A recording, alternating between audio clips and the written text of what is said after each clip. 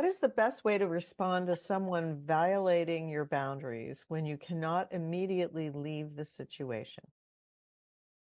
Well, we would have to engage this individual in more detail to understand all of the details of the situation they are referring to, because it is not always true that they cannot leave the situation as a representation of the consequences of someone who may be violating their boundaries. But if it is true that they cannot immediately leave the situation, then certainly they can stand their ground and say, I understand that you may not feel that you are doing so, or it may not be your intention to do so. So I will take the responsibility of telling you that to me it feels as if, it appears as if you are violating boundaries that are important to me, and I respectfully request that you stop doing so. If they refuse to stop doing so, then again, you can say, this is what I am perceiving, whether you are actually doing it or not, and I'm asking you to respect the idea of what it is I am perceiving, because even if I am not correct that you are intentionally doing this, this is what I'm experiencing, and I'm asking you to respect what I'm experiencing. If they still refuse to understand how to honor what it is you are experiencing, then it is our understanding that there is probably some way that you can disconnect from the situation, even though it may seem at first that it is unlikely you can do so. But you may have to be bolder about your ability to do so in order to see the opportunities to move away. Okay, thank you. Yes. This person wants to know, how do we remain true to ourselves when our society is based on committed relationships? How do we learn to trust ourselves when making decisions? How do we end procrastination and fear and analysis paralysis, never making a decision in fear of outcome? How do we determine what is right for us and not hurt others? Well, again, you have to some degree used the word committed relationships as if there's only one way to have a committed relationship. The idea is to be clear in communication as to what it is that is true for you, but also be honest within yourself about why you think it's true for you, because sometimes what you're putting out might be the result of anxiety and fear and negativity as opposed to a true representation of your passion. However, if it is a true representation of your passion, of being your authentic self, then all you have to do when any relationship opportunity presents itself is express what is true for you and let the other people decide whether or not they wish to be engaged in such a relationship as you have expressed it. So the idea is to simply commit to what is authentic for everyone so that everyone has the ability to be informed. Everyone can enter a relationship in a consensual way, knowing what it is that the relationship is for and all about, and how the format needs to be presented to be authentic for all the individuals to be involved. The idea of procrastination is, again, feeling overwhelmed in moving forward, which means you may not be going about doing the thing in a way that is truly in alignment with your passion, because you can never really attract something that is more than you can handle, but you can have a belief system that makes it appear to be more than you can handle, because you may be going about it in ways that don't actually work for you, are ways that are not actually aligned with your true flow. So procrastination is usually the result of holding on to the idea that you have to do things in a certain way that are not in alignment with your flow.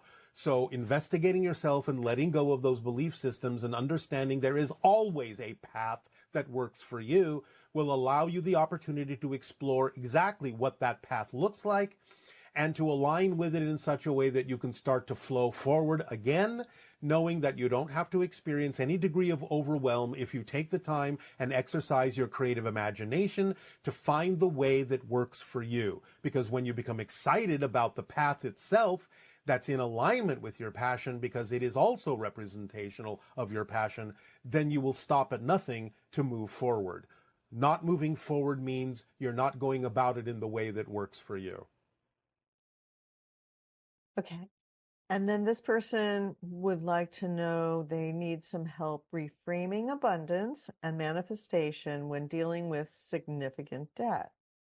The very word has negative and lack implications. Even when the person says debt free or zero debt, the word debt gets me right back to the presence of lack. Let's see. Well, that is primarily because you are giving it only a negative definition.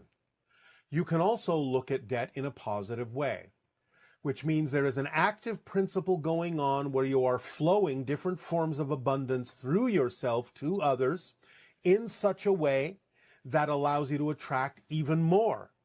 So the idea is, depending on how you define the concept of debt, and not always frame it in a negative construct. However, at the same time, you have to be honest within yourself about looking as to why you may have created an imbalance in the idea of your outflow with your inflow.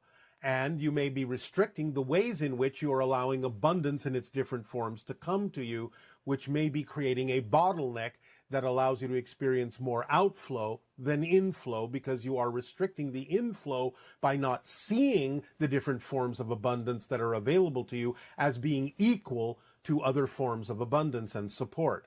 So you have to first and foremost balance all the ways in which you could be supported as being equal, all the different definitions of abundance as being absolutely equal in their ability to allow you to move forward and allow you to increase your input, while at the same time looking at the idea that if you are being honest with yourself and not acting out of anxiety, then your outflow as well will be in balance with your inflow automatically. Again, synchronicity as the organizing principle will help with this when you define the ideas in ways that work for you, as opposed to holding on to definitions that don't. You have said that the word debt implies lack. It doesn't have to. Again, you can look at the idea as simply a product of your outflow, and it is something that allows you to know you are rich and abundant by having that level of outflow, because by having that level of outflow that you're now looking at in a negative way, the level of outflow can actually be representative of your capability of attracting an inflow that is equal to the outflow, or even larger than the outflow, so you do not feel that you are, quote unquote, negatively in debt to anyone from the negative definition or point of view. So looking at debt is simply another way of saying I have an outflow, it is of this capacity, it is of this magnitude, and that magnitude of outflow, that magnitude of owing to other people, in a sense, and supporting other people, which is another positive way of looking at debt, supporting other people is equal to or less than my inflow when I expand my definitions of abundance that I am willing to allow to support me, by not focusing so strongly on only one form of it being valid. Why is it that creation does not make mistakes? Because creation is complete. The idea of saying creation doesn't make mistakes is sort of a euphemistic way of talking to you in your space-time referential perspective of saying that everything exists now. So the idea is that you have to understand creation, existence is a whole system. And as a whole system, every single thing that exists must be necessary within that existence. There cannot be anything within existence that doesn't fit, doesn't belong, isn't part of the whole, isn't helping the whole function as a whole system. And therefore, euphemistically, from your linear space-time perspective, that simply translates down to the idea that creation doesn't make mistakes, which is simply another way of saying there cannot be any part of existence that doesn't belong within existence, because that would be pointless. It wouldn't work as a whole system. And obviously it does work as a whole system. So every single aspect, no matter what it is, of that which exists must of necessity be required for the whole system to exist. And that's what we mean by creation doesn't make mistakes. This person is saying that as a young adult, she was having a challenging time letting go of her parents, and knowing that they would not probably shift to the version of Earth that she was going to change to. So do you have any guidance with help with this kind of transition? Well, first and foremost, you don't necessarily know for a fact that versions of your parents won't wind up on the same planet. There may be a lot of other reasons why people will shift to different versions of Earth. There may still be interactions that are necessary for you to experience there, although they may be of a very different nature, commensurate with that version of Earth. At the same time, remember that physical reality is temporary, and it's an experience that's happening within your soul. So you will never actually ultimately lose track of anyone in your life, because even if they disappear from your physical reality experience, you will always be capable of engaging with them again in your spirit self, in your spirit form, when you expand your consciousness back to your natural state as a soul. So you never lose track of anyone, even if they might temporarily be out of your life when you are experiencing physical reality. So don't worry about the idea of whether or not they will be on a new earth that you shift to. Allow yourself to understand that if there is a purpose in experiencing them again, or different versions of them, then they will be there. If they're not there, then there is no reason for you to experience that, but you will always reconnect with them when you choose to go back to spirit. And how is it possible for a soul to evolve when everything is timeless? Everything is now, and the soul is at the same time in different lives. You're talking about two different levels. Everything is not timeless, except on one level. You obviously have created an experience of space and time. That's how you evolve. That's how the soul evolves, by creating that experience in order to discover something new. So it's not correct to say that everything is timeless, because physical reality, by definition, is not timeless. It's an experience that you have created in order for the soul to experience the concept of growth and change and evolution. So it's not correct to say that everything is timeless. Spirit world is timeless, but even then it's experiencing what we would call intermittent time, because while on the soul level, and we will talk about this in the next transmission more deeply, you can have experiences that seem like time-light experiences, but then you can also shift very rapidly and instantaneously to other timelines and other experiences. So the soul level is both timely and timeless, and it's what we refer to as intermittent time. Physical reality is experiencing linear time. The soul is experiencing intermittent time. The truly timeless state is the oversoul level that experiences all the souls simultaneously. So again, do not be confused in your definitions. Not everything is a timeless experience, even though on one level everything exists now. That's not the way you experience or perceive it from the level that you have created physical reality to be. And therefore, that use of space-time as a device is what allows your soul to evolve, to learn, to grow, to discover, to change. Well, if all souls decide where they incarnate based on what they want to learn, why does humanity or any civilization need to evolve? Couldn't we just stay where we are? The souls that want this experience would incarnate here, and the ones that don't would simply incarnate some other place. In other terms, why are other civilizations this invested in our ascension? Well, that's two very different questions. And first of all, you are correct. Souls don't have to incarnate on Earth. Souls often do incarnate in other civilizations, linearly speaking.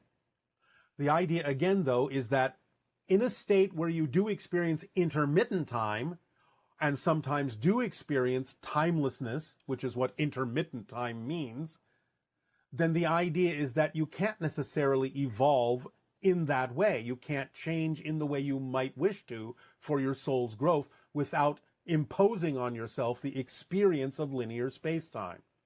So the idea is, if a soul wishes to change, wishes to grow, wishes to learn, wishes to experience something in a certain way, it has to impose the framework of linear space-time upon its consciousness in such a manner that it then experiences the idea of evolution, change, growth, and discovery. So in a timeless state, you can't experience that because everything is simultaneous. There is no change. There is no growth in that context. And yes, again, a different question. Of course, a soul can choose to experience different civilizations. No one is saying that you have to experience Earth incarnations only. So that's the answer to that part of the question. And from the perspective of our ego and personality self, what happens when we wake up or transition out of a lifetime? Do we immediately return to full awareness of ourselves at a higher level, or is there some process we go through to unwind from the lifetime and reintegrate back into a broader perspective? How do we get from A to B, so to speak? Well, again, it depends. Most individuals will have an awakening to most of what they need to know. Now, again, there is such a thing called a life review, which you can look at as a process that the soul may go through to understand how to absorb the lessons of the physical experience that it created for itself. So you could say that that looks like it would, quote unquote, take some time and be a process. But again, you're looking at that from a linear perspective.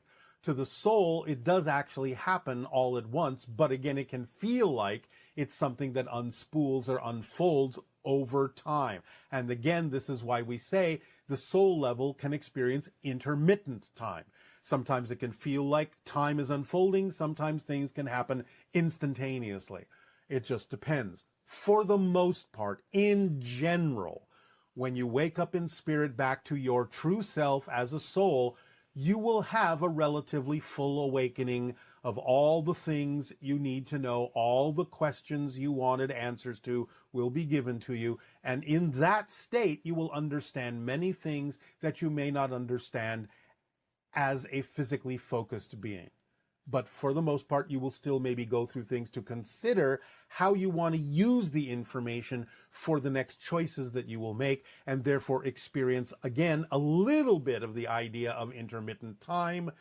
And, no pun intended, at the same time, you can also utilize that information to create instantaneous and simultaneous experiences in deciding what to do next, so to speak. Okay, and are we still interested in the same things after death, or does our focus change completely? Can we keep up with the earthly things that we enjoy and tune into stuff still going on here in Earth, or do we evolve past all of that into new dimensions of experience? You can focus on anything you wish. You are free to do so because of the intermittent time state that you are in. Past, present, future are all there for you to view in any way, shape, or form you wish, along with any particular thing that you did as a physical being that you may still hold a reason to be interested in. But that's the real key, is you may no longer be interested in it based on what you're experiencing as a soul. So it's possible that you can focus on certain things you were doing when you are physical. For the most part, it is not necessarily probable or likely that you will still feel like doing so. But yes, it's possible. It's just that you may realize now you have other options that you didn't know about before, and that may take precedence. Right. Now I'm just going to shift over to some ET galactic questions. Yes. How much of the open contact possibility is related to the Pluto-Neptune cycle? When tracking down the history of UFO phenomena, nuclear weapons usage, and the Pluto-Neptune cycle, there is a clear match with the 40-year cycle you mentioned. The last Pluto-Neptune influence occurred around 1947 when the Roswell incident happened and lasted until the end of the Cold War. The next one is between 2026 and 2032, and it matches both your time predictions of open contact. Yes, well, again, there are always going to be collective archetypal symbolic representations of the cycles that exist within your human consciousness. And we are obviously aware of those and using those to tell you about those cycles.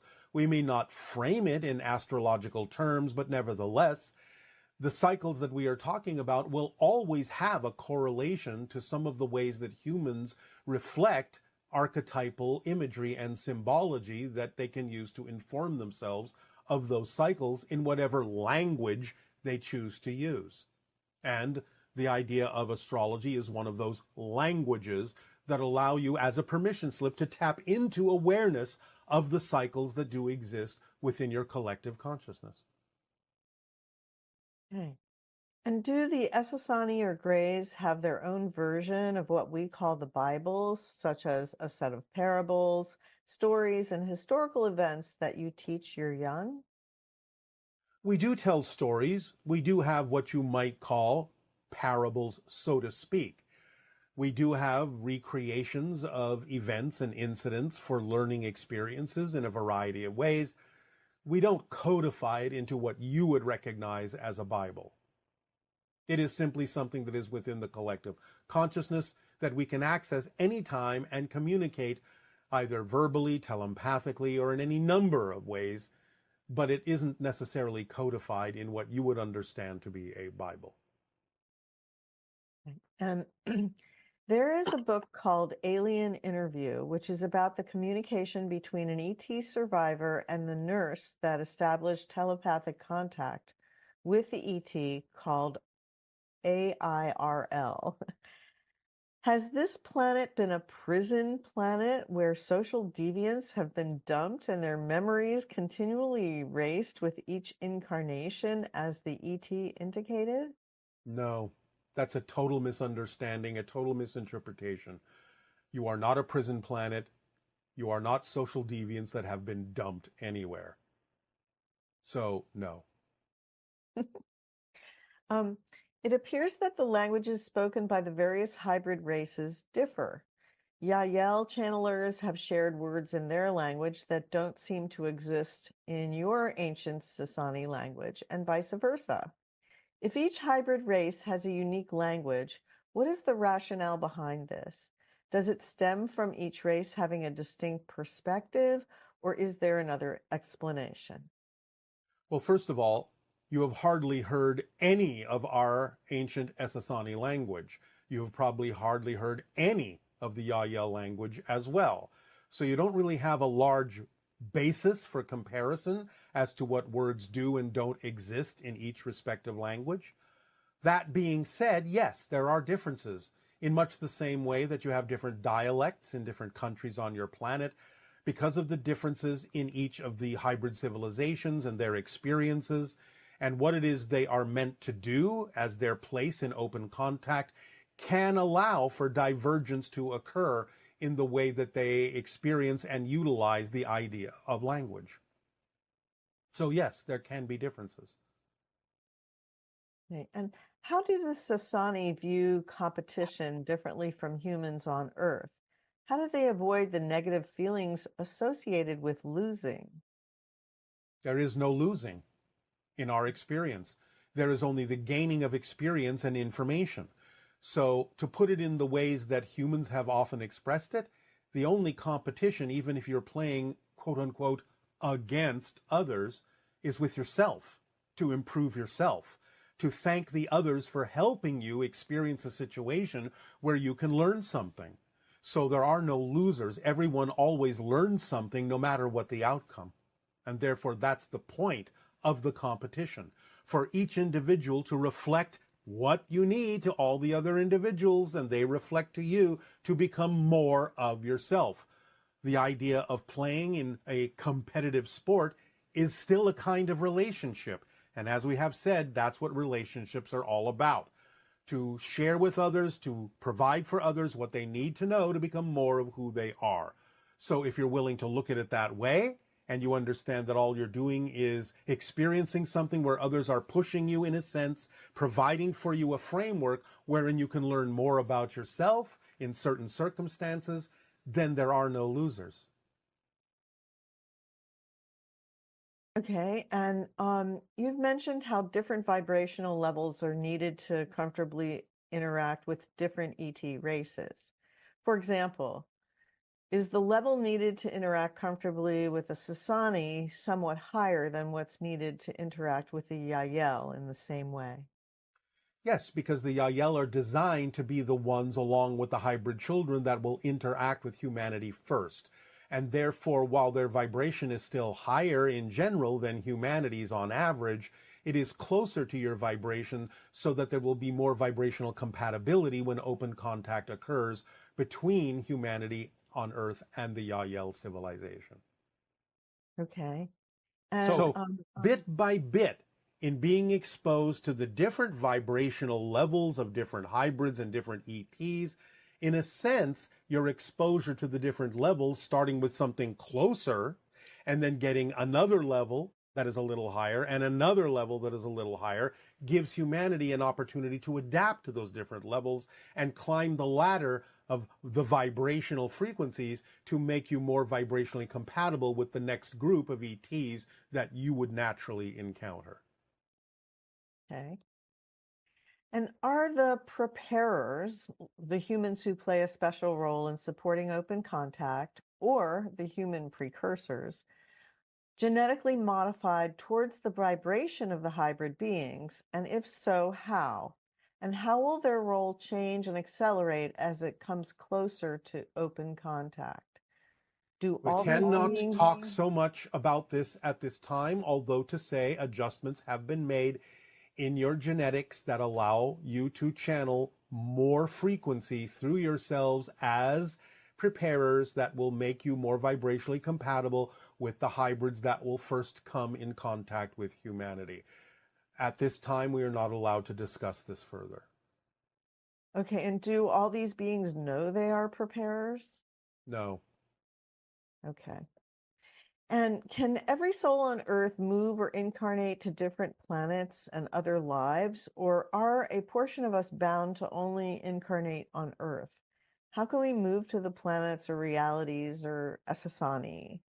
You can do whatever you wish. Again, once you are back in your natural state as a soul, you will realize the reasons fully for why you chose an Earth incarnational experience or why you may choose another civilizational incarnational experience. It will all make sense to you, and you will simply decide at that time whether or not you wish to experience another Earth incarnation or something else. You have free will as a soul, but you will make those decisions with new information that you don't have now. So it will make more sense to you. Whatever it is you do choose, it will make perfect sense to you to choose it at that time.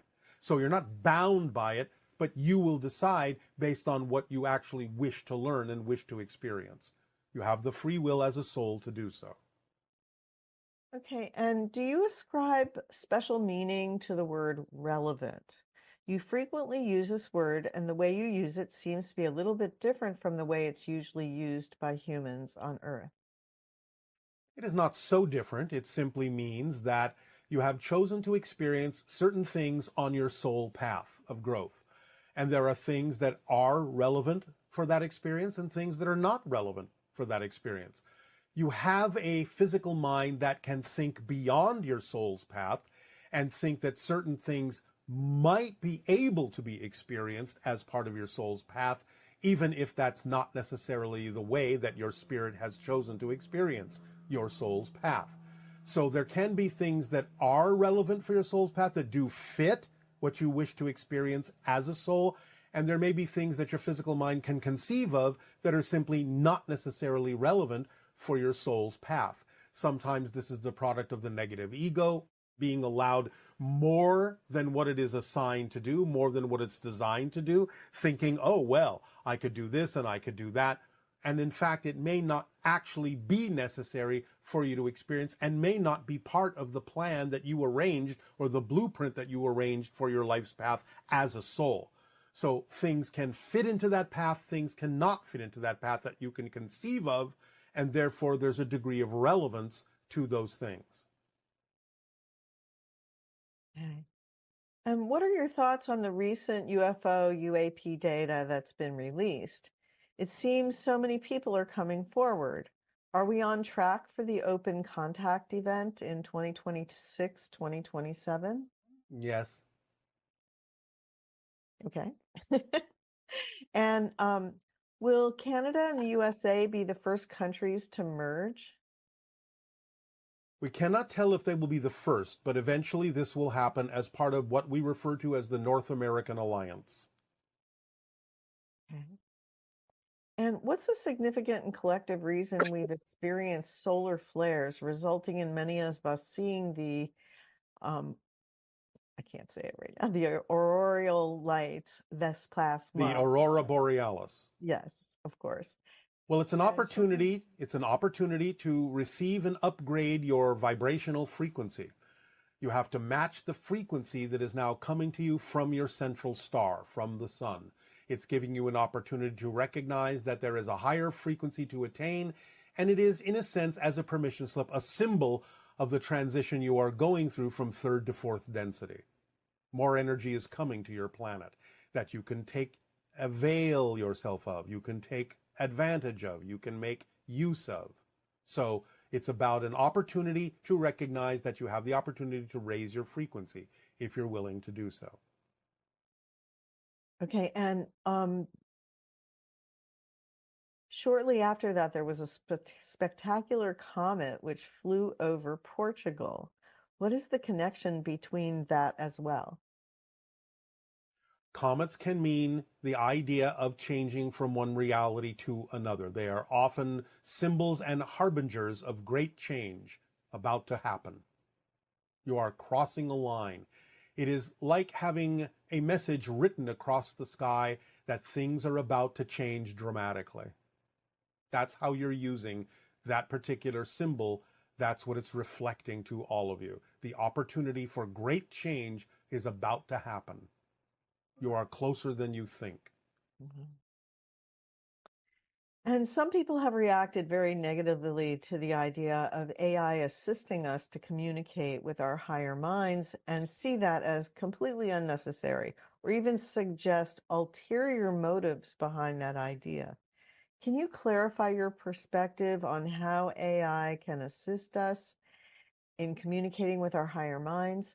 Is AI really a necessary bridge for that? And is this relevant to both programmable and true intelligence forms of AI?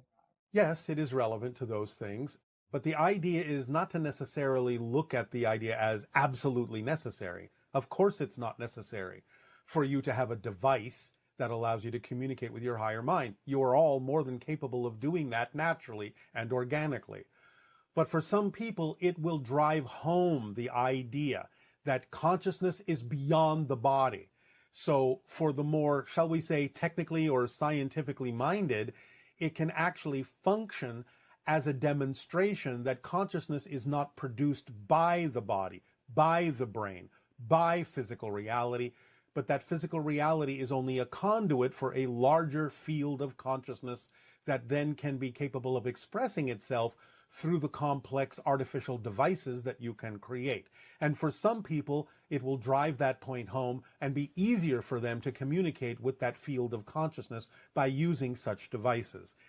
There is no need to get caught up in the idea of being afraid and experiencing and connecting to the negativity of creating such devices. Again, those people that are going into a fear-based belief system about it are the ones that will usually experience it in a negative way.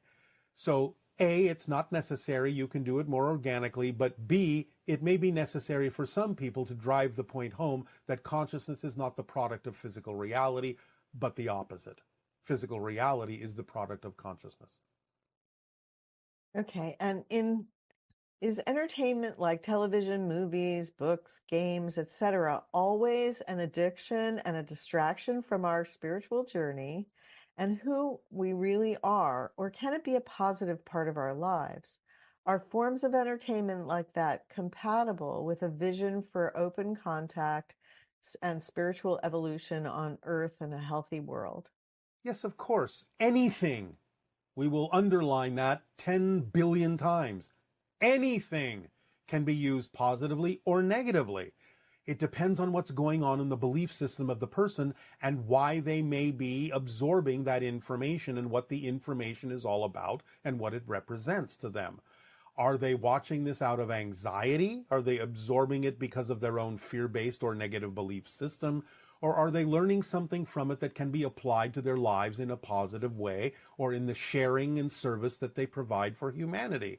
It's about how you use the information, why you use the information. So yes, of course, there's the possibility it can become negatively addictive, but you have to understand that that starts within the person themselves as about why they're watching what they're watching. So they have to be honest within themselves and ask themselves, why am I watching this? What am I learning from it? How can I use it in my life in a positive way or not? So again, it requires honest self-investigation to answer that question. But anything can be used positively or negatively, or even neutrally.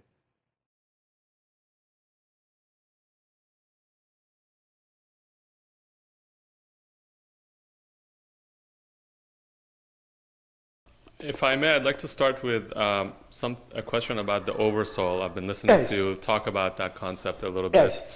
And I was wondering if you can clarify a little bit and talk a bit more to us about just the concept of the oversoul and how it connects to the individual souls, how different oversouls kind of interact or connect to each other. And more specifically for me, I'm interested in knowing kind of something about the state of each oversoul and what, kind of like what it's made of, where does it, if there's a physical place where it exists and... Not exactly. Okay, so kind of in that direction.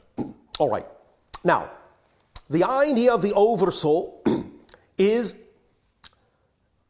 a level at which consciousness exists wherein it can, from that level, then, shall we say, split itself into many different individual souls, each of which can then determine what kind of experience it would like to have individually and independently, even to the point of creating a physical life by manifesting its consciousness through a physical modality, what you would call a body.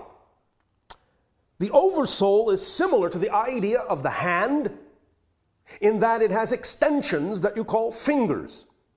So the oversoul would be the whole hand, and the individual souls and physical lives would be like the fingers. So the oversoul can experience many, many lives all at once, as information from every single individual soul is always feeding back into the oversoul, the collective soul.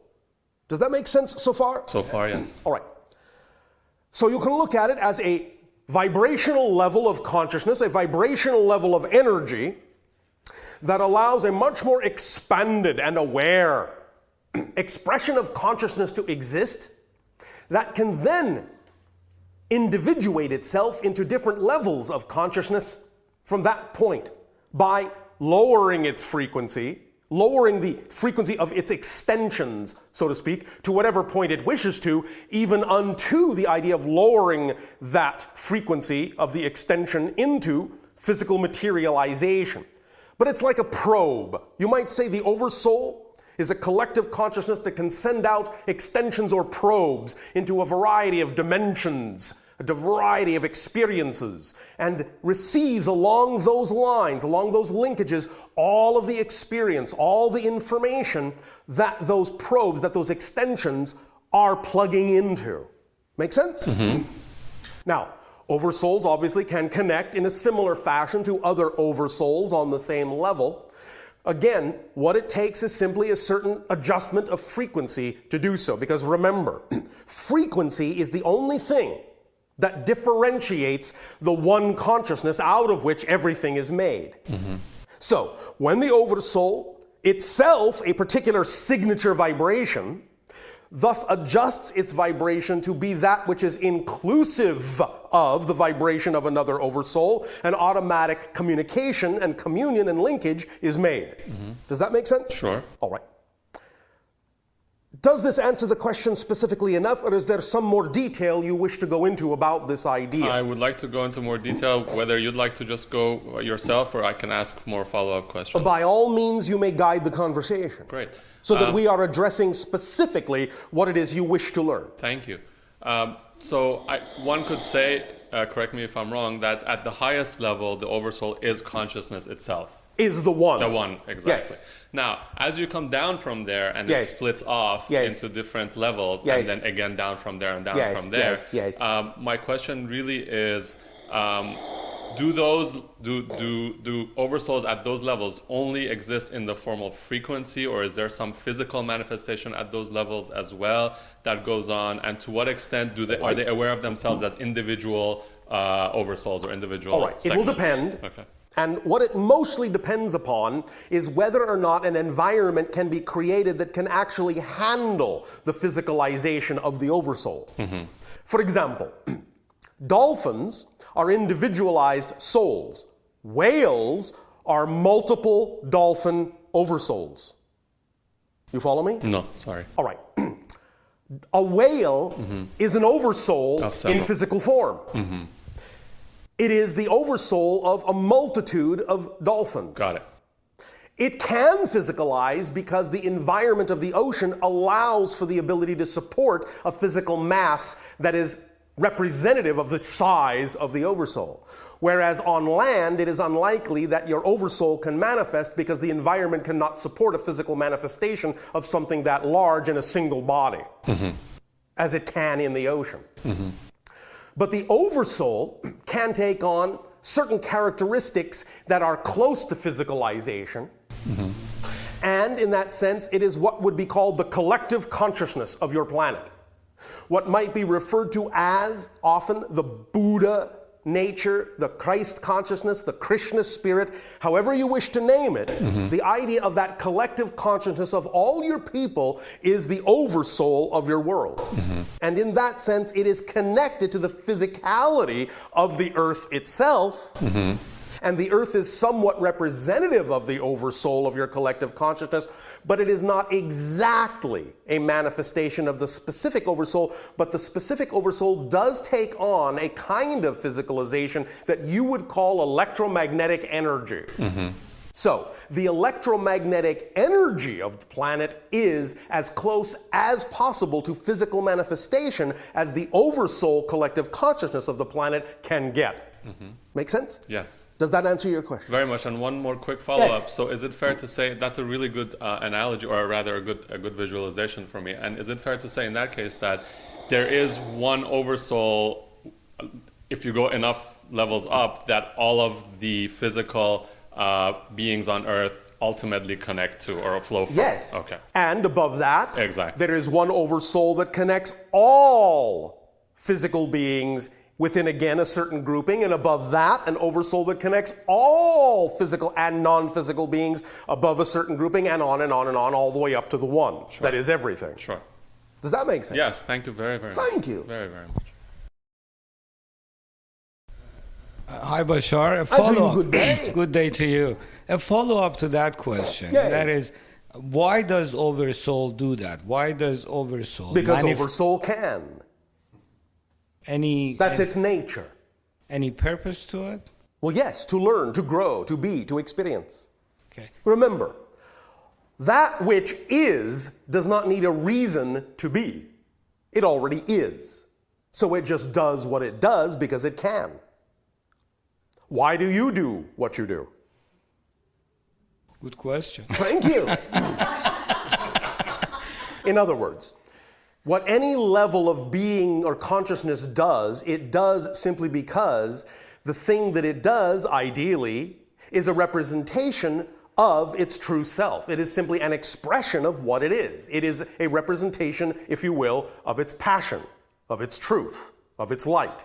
It is simply an expression of who and what it is as an individualized concept within creation. It is simply being itself.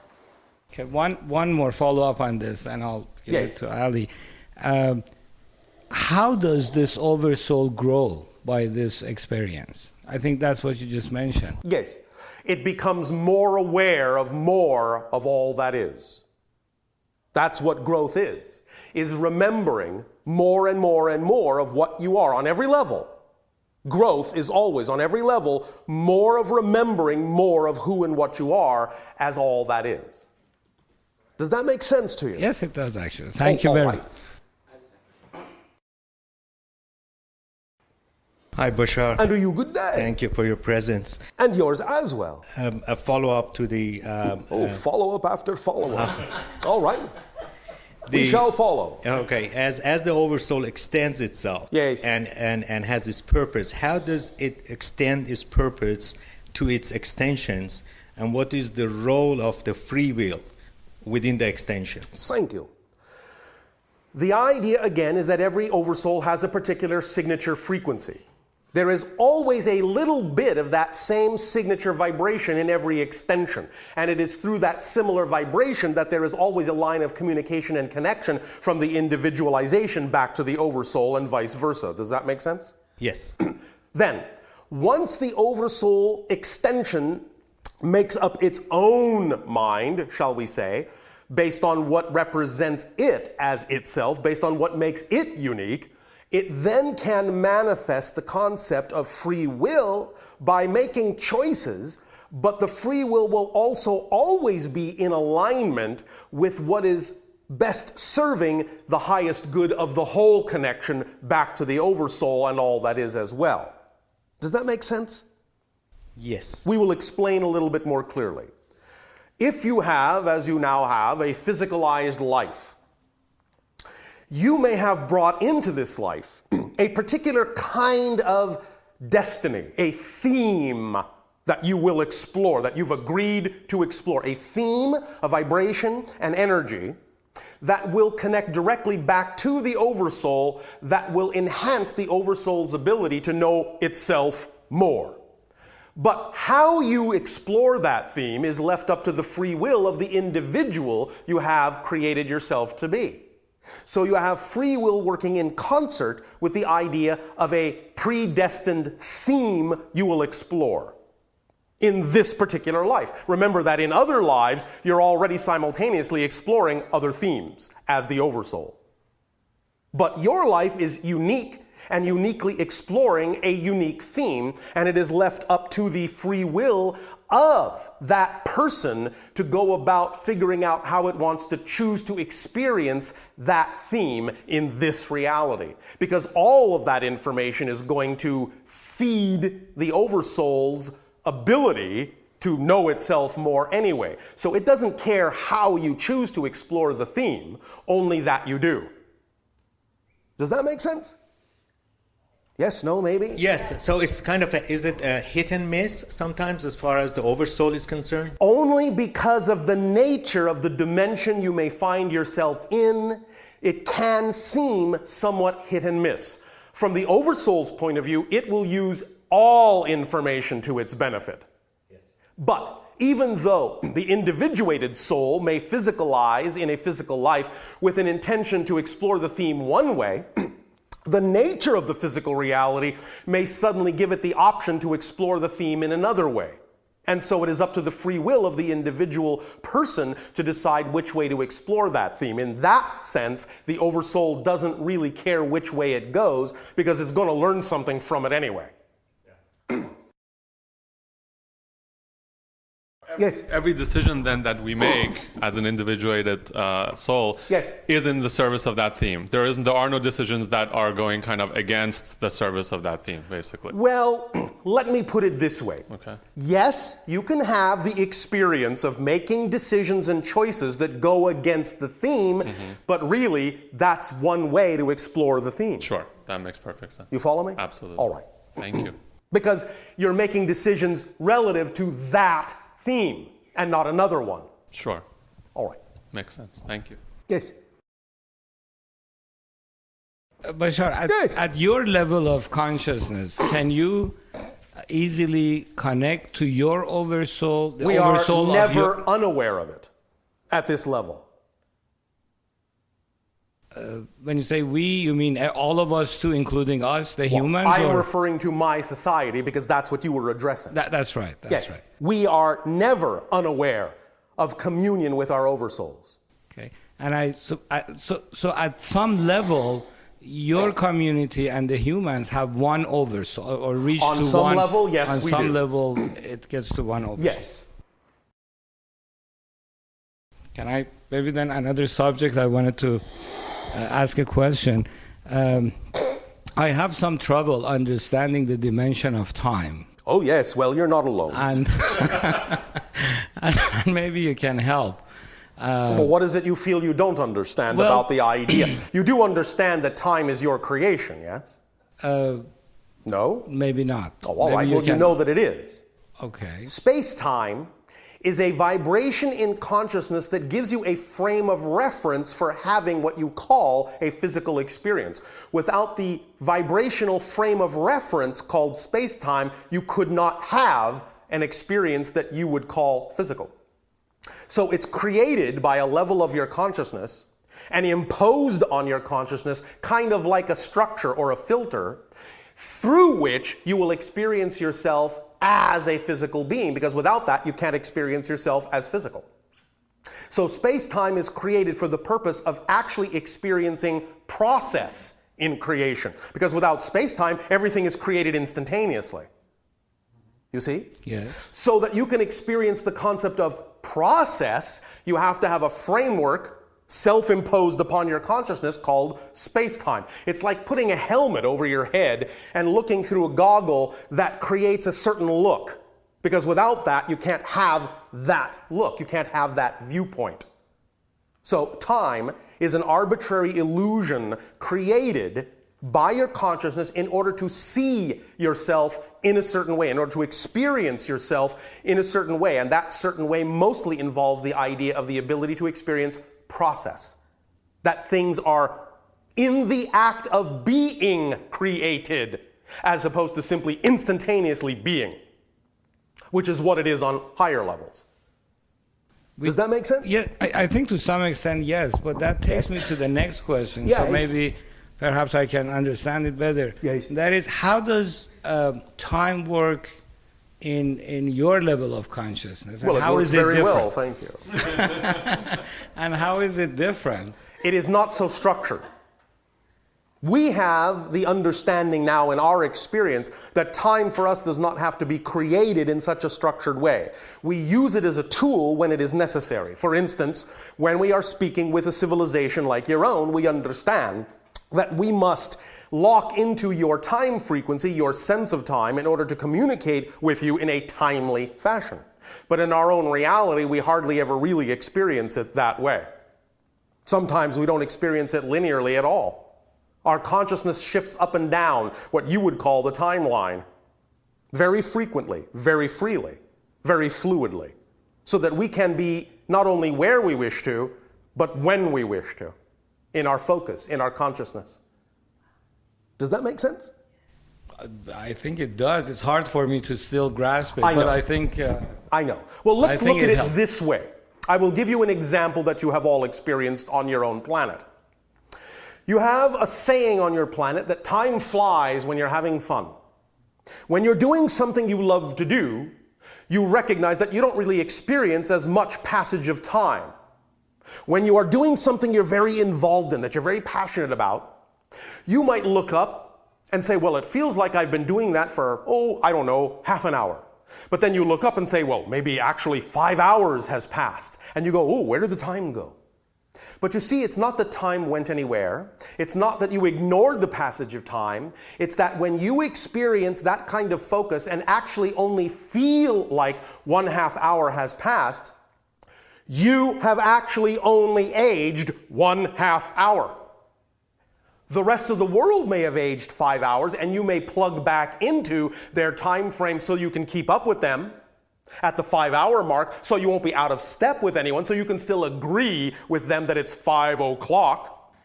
But if you really only viscerally and physically experienced half an hour during that moment, that's all the time you actually created in your reality. 1/2 hour, and that's all you've aged. That's how fluid and flexible time is, and that's why it's important to always live in the moment, live in the present, and do what you love to do, because when you do that, you don't create as much time, and when you don't create as much time, you age less. Wow. That's how it works. Thank you, Bashar. Does that make sense? Yes. Thank you.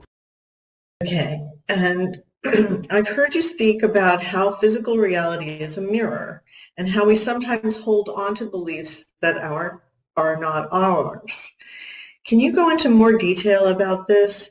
If physical reality is a mirror, how did beliefs not reflective of my core frequency come from others in my society? I'm trying to reconcile you get what you give, or what you put out is what you get back. We have just explained this. The idea is that reflections, even though you're using that word, are not one-to-one reflections as in a literal mirror. The idea is to understand that you can attract someone into your life who may be completely vibrationally incompatible with what you prefer because you are willing to assist them. The reflection is they're giving you an opportunity to reflect your willingness to be of assistance in providing them other options other than the paths and the choices that they may be taking or making. So don't confuse the idea of the word reflection for the concept that someone coming into your life who doesn't operate or make choices the same way you do is actually representative of what you're doing. That's not often the case. They may simply be representative of your willingness to be of assistance to them to help them take another path. So reflection doesn't mean absolute one-to-one reflection. So in a sense, would you say that when anything comes into our life, or a person comes into our life, and we get a certain reflection, the important thing is first to check in with your own belief systems about whether or not, if you're getting a negative reflection, whether or not the information being shared with you about you is really true. Yes. Or if it's a projection of the other person's consciousness. Yes. And by doing this, it strengthens your understanding of who you are. And without those kinds of other reflections that I'm describing, you would not be as clear or pushed as far to express your truth. Yes, the willingness to, at first, number one, see if what is being offered to you is something that can aid you, assist you, be applied to you, to improve you, to better you. And number two, if not, then the realization that it might be the other person's issue and they have come to you because they sense that you could possibly reflect to them what they need to change themselves, even though they may or may not choose that, is what gives you better discernment about what is yours and what is not yours. So the willingness to at first think about whether what they're offering you is yours or not helps you with the discernment to be able in the future to tell the difference between what is truly yours and what is an issue being projected by another person that has really nothing to do with you other than perhaps their ability to sense that you could be of assistance by listening to them and helping them make other choices other than the ones that they are choosing. And in addition to that idea of when someone is offered something that's diminishing of their value or their worth, and then they are challenged at that moment whether to accept the idea that they're not worthy or to reject it because they know it's just can't be true. I mean, it's not, the inherent value of a person is there regardless of how they behave. Yes. And then once you have that level of clarity, it becomes easier to discern whether you're being gaslighted or something like that by another person. Yes, this is why it is so important to understand the fundamentals, the very idea that you are worthy on the fact of your existence, deserving on the fact of your existence, because creation doesn't make mistakes. Therefore, if you exist, you are a valued part of existence. You are a worthy part of existence. Otherwise, you wouldn't exist if you weren't needed by existence to exist in order for existence to be all that it is. So when you have a clear understanding of the fundamentals of the basics of your worth, just by the fact that you exist, then everything else can be easier to discern because you start from a basis of indestructibility, of certainty, of confidence, of knowingness, and then all the rest is secondary. And when individuals receive negative reflections from their immediate family or the people that are close to them, it seems to them it carries more power in some way, because apparently that person's opinion of your value is more important. I mean, is there something you could say about that idea of just making a difference between the people who are close to you if they say things to you that upset you, or if it's a total stranger, how we react to that All right. in a balanced way? Yes. But first and foremost, let us provide another level of clarity to the language that you're using, because we understand that the word reflection can be confusing, and this is why we're attempting to clarify the idea. Perhaps it would be better for people to understand, again, if they're willing to really look at themselves first, to understand that there is a difference between reflection and projection. So the idea is to learn the difference, to discern the difference between what is being reflected to you that you need to know about yourself and what is being projected to you from another that is more reflective of their issue rather than yours. So let's add the idea of projection to the concept of reflection, and that usage of those two words may make it easier to discern which is which. But the idea in family lines is because you have an innate feeling or an innate connection to them out of love, because family represents the idea of connections of love and support, that you add that connection, you add that idea of love and support, and it makes you take what they're saying more differently than you would with a stranger, where you assume no love is coming from them. So it is the actual connection of love that you have that makes you more susceptible to the idea of receiving whatever projections they may be projecting onto you that represent their issues, because you're willing to look at yourself more readily and assume more readily that they may be right about you, even if they're not, because of the connection you feel of love to them, because of the family connection. And when it comes from a family member, then it kind of gives you an opportunity for different levels of processing. One is, are you having an emotionally reactive response to any diminishment that you've received from a family member? Yes. And on another level, maintaining that state of neutrality, which is a higher vibrational state, in order to ensure that the way that you respond to the person that is projecting in that way is a way that will be helpful to them or give them the opportunity to change without having it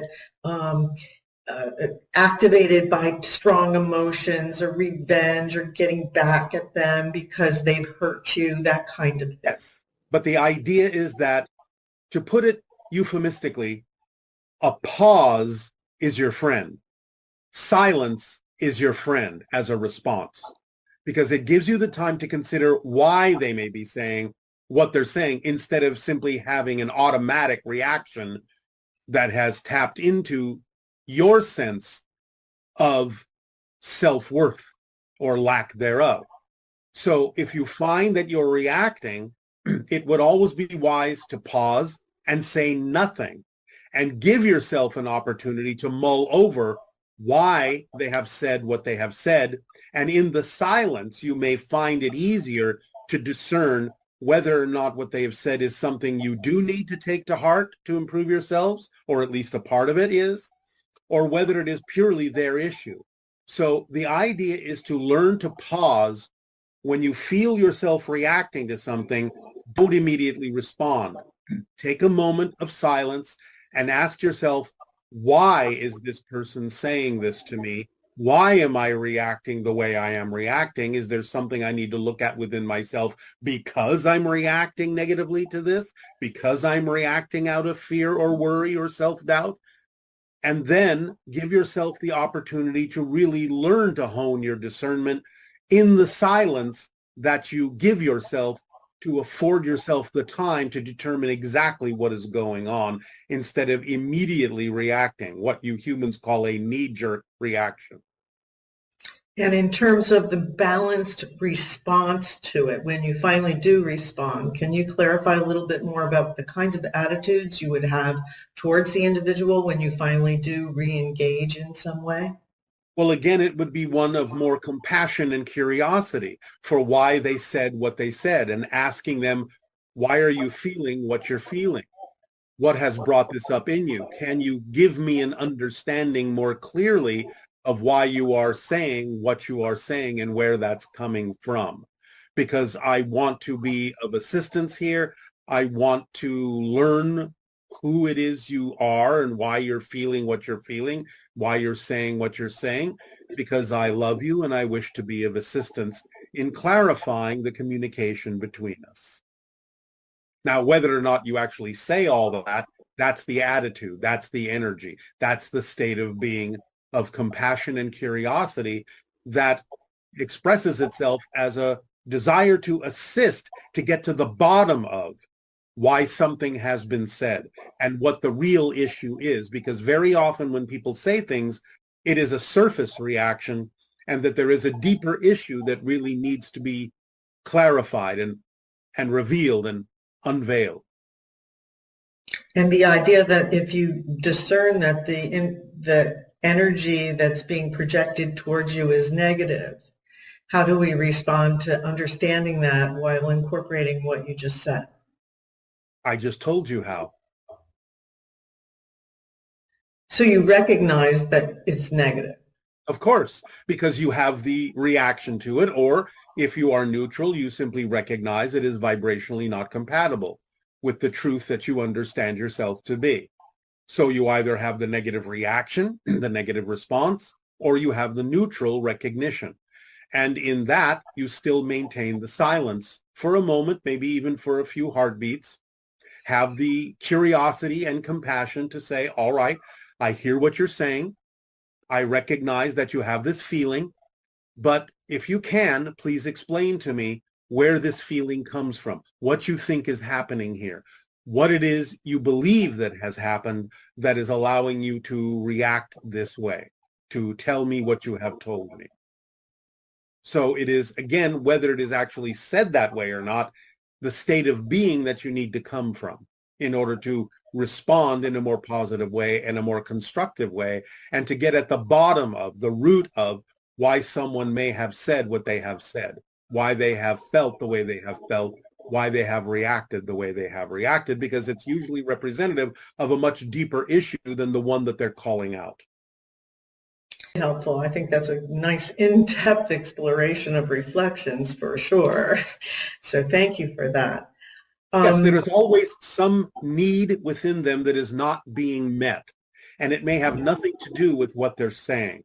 You have to find out what is the basic need that is not being met in this individual that they would lash out or project in that way. It is usually, again, about issues of not being or feeling loved or not feeling worthy or deserving or something along that line, fundamentally, that would cause an individual to project onto another what it is that they feel they are incapable of giving themselves, and resenting what another individual may remind them of in terms of their inability to not give that to themselves. I'm sure if we all apply this, the people on Earth would get along a lot better. Yes, they would. So you've talked about the value as individuals of remaining in the neutral point between the positive and the negative, as it allows all viewpoints to be valid. Can this be applied by the collective itself? If so, can you describe some aspects of what that would look like on Earth? Well, it would be what I have described as the civilization on my world, that is operating on pure synchronism, is telepathically bonded in unconditional love, and experiences the idea of clarity every single moment while we are walking through a multidimensional dream. That is how you would experience it on Earth were you to evolve to that point. And how does the idea of the collective consciousness work with the idea that we are constantly navigating to different vibrational versions of Earth? How is it possible for us to continually shift into different realities while simultaneously being part of a collective? Because consciousness is everywhere. Remember that you're dealing, when you shift, not only with your own individual consciousness, with the collective consciousness of your world, but with the collective consciousness of all that is on different levels of expression. So the idea is that consciousness is everywhere. There is no place that consciousness is not. So you simply adapt a different form, a different expression of consciousness, and utilize connections to all levels of consciousness while you experience the shifting. Okay, and can you expand on the idea of raising our frequency in relation to our sun? I understand that different versions of Earth have the same sun, and although Willa lives on a different version of Earth, that version still circles around the same sun as our version of Earth. No, it does not. When you shift completely into a completely different universe. Completely different. It may look the same, but it's not the same. So no, when you shift, you are not orbiting the same star. Okay. Just as you are on a different version of Earth, you are in a different version of the universe with different stars that, again, may look similar, but those are the stars of that universe. Okay. So this person is asking about the Anuhet. Yes. She says, once I had a clairvoyant interaction with a feminine entity, which I think is an Anuhet woman. I think she is that because of the way she was way ahead of Willa in terms of frequency and non-physicality, but still as human as one can get. It was the experience that made me understand that there is much more to reality. Is that entity in that role my most probable future life experience? And in what way were you and Willa connected to her on her paths? It is a probable future life experience, as you term these things linearly, because you are focusing on it and experiencing a connection to it. So it can be possibly a future self. Our connection, Willa, is representative of your Earth when the sixth hybrid race is fully forming.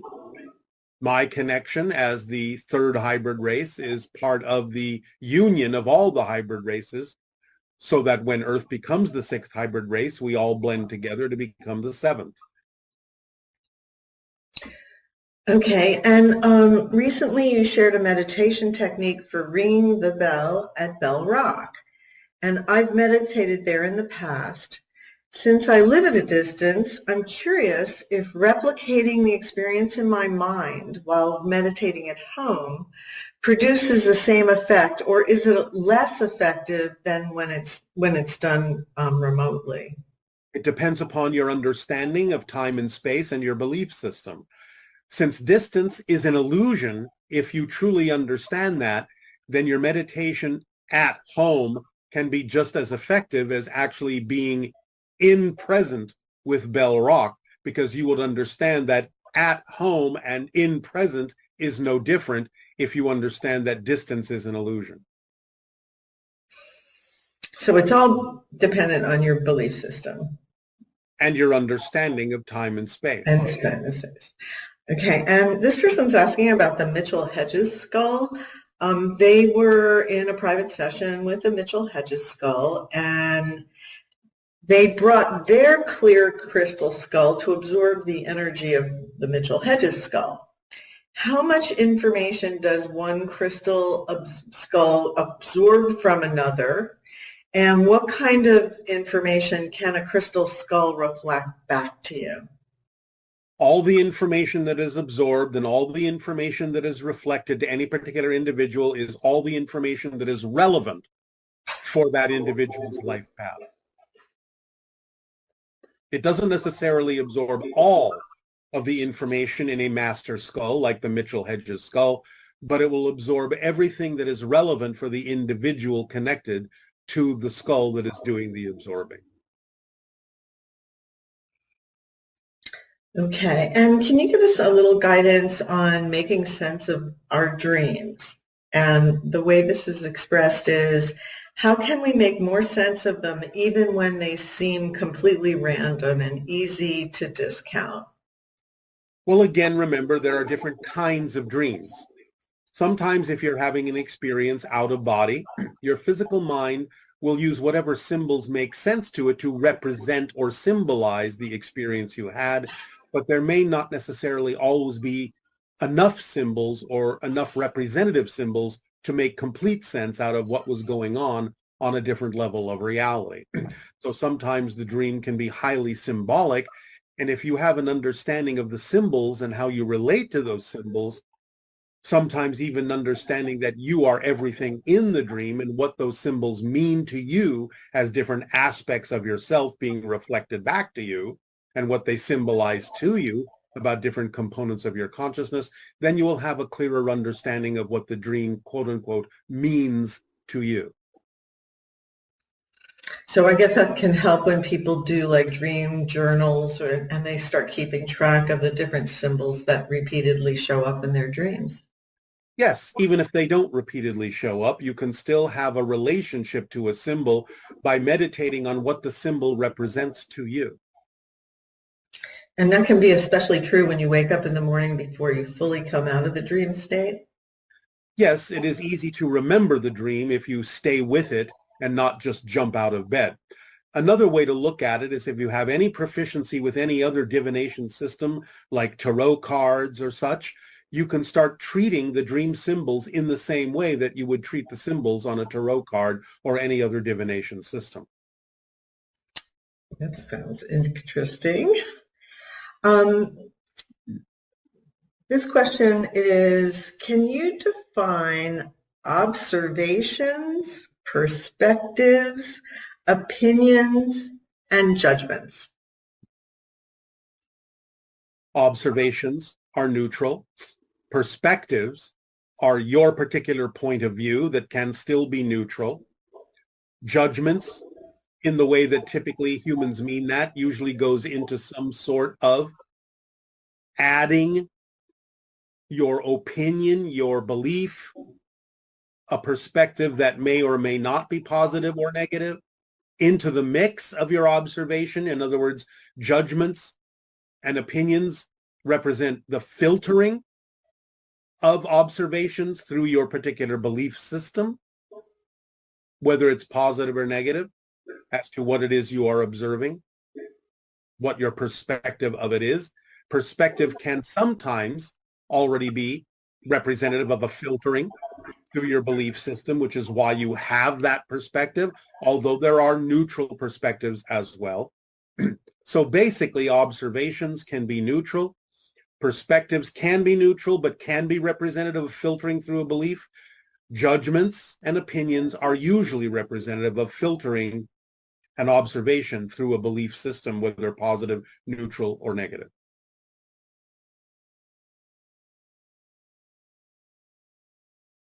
Many names for the idea of what you call God: God, Goddess, Allah, Jehovah, Tetragrammaton, the Light, the I am that I am, Wakantanka.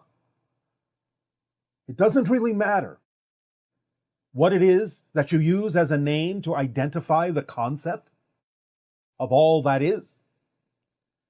But it is important to understand that all of these names represent different archetypal expressions, different angles and different perspectives of the same one thing, so that all of your apparently separate religions, no matter how they present themselves, no matter how many symbols they use to represent the idea of God or aspects of God, are all talking about the same thing, but from different points of view that serve the uniqueness of the culture in which they live,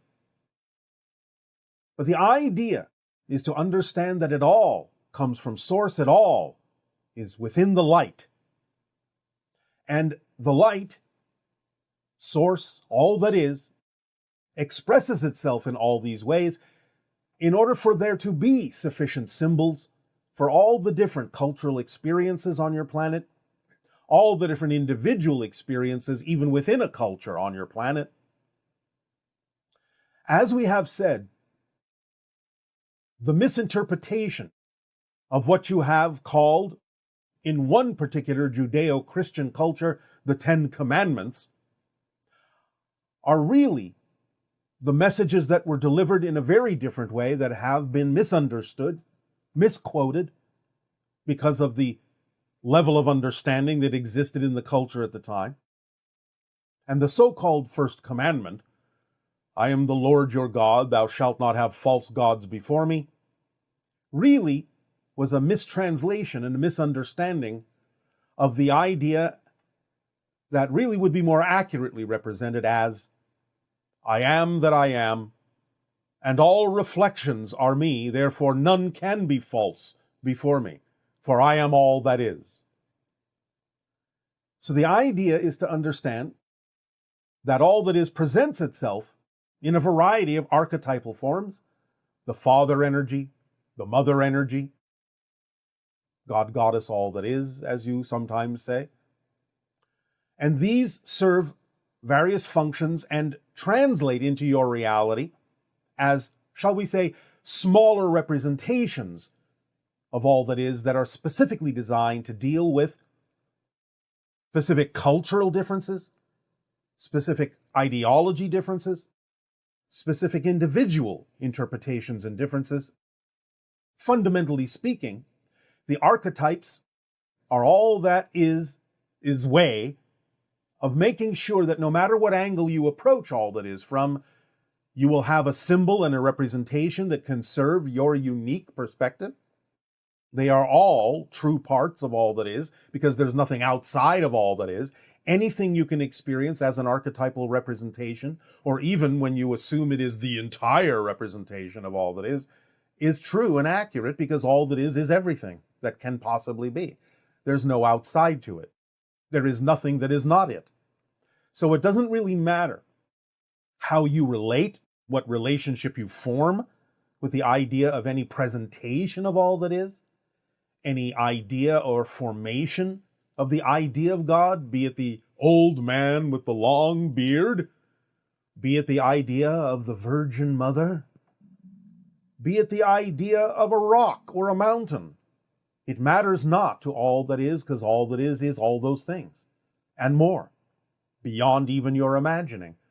For all that is in its archetypal presentations also forms the symbols that are relatable to not only your particular human culture, but many cultures throughout the cosmos, throughout infinity, anything and everything being a reflection of all that is, has its own way of understanding the presentation of archetypes from source, has its own representations that make sense to their cultures. So there are an infinite variety of presentations of all that is, but it is still the same one thing fundamentally. But as you expand your consciousness and start to realize that all of these are different faces of the same thing, as many people on your planet have expressed, the 9 billion names of God are still representative of the same one thing in the holographic, multidimensional presentation that it can use to present itself, then you start to allow those differences to sort of melt away, except for the parts you feel you need, and allow yourself to have a direct relationship, more directly, with Source, without necessarily needing it to be anything but the light. And in that light, you feel the vibration of the eternal existence that it is, the vibration you translate as the unconditional love of God.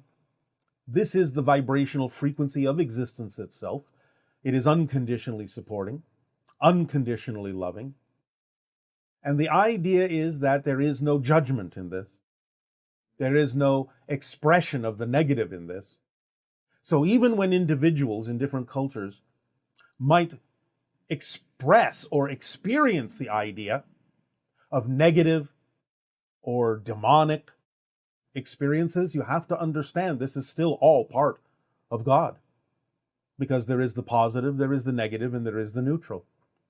These are the major archetypal energies, and they can be expressed in a variety of ways that can serve either positive or negative means. So allow yourselves to lessen the differences, in a sense, use them in whatever way serves you, use them in whatever way allows you to learn the lessons you need to learn for the agreements that you chose to experience, the challenges that you created for yourself in this life to learn who you are and grow in various situations. Again, using the positive and negative mechanisms in a variety of ways. For ultimately, again, when you return to spirit, when you remember more of who you are, it will just be an experience.